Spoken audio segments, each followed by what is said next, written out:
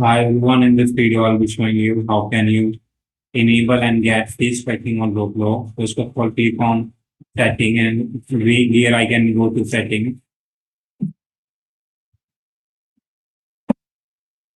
Now once you're in the setting, go to in privacy and now you have to scroll down and here you have to enable you will see here microphone and camera input.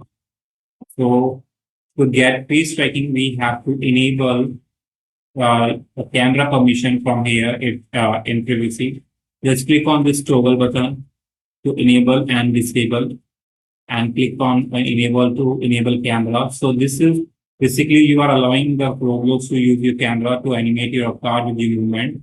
And the green dots indicate that Roblox is using your camera in the game. So now just open any game that supports camera communication.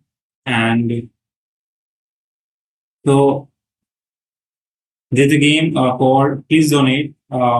You must have played this game already.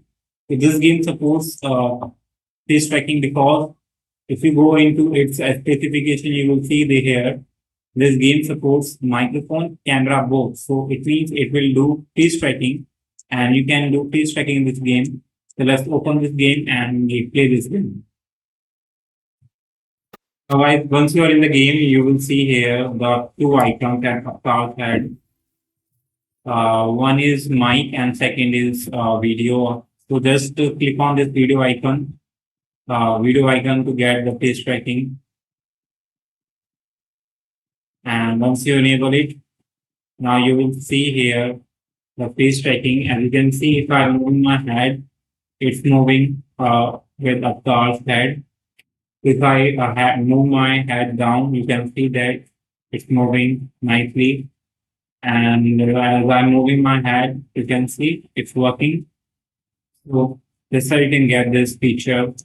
And yeah, hope you like it. Thanks for watching. Bye bye.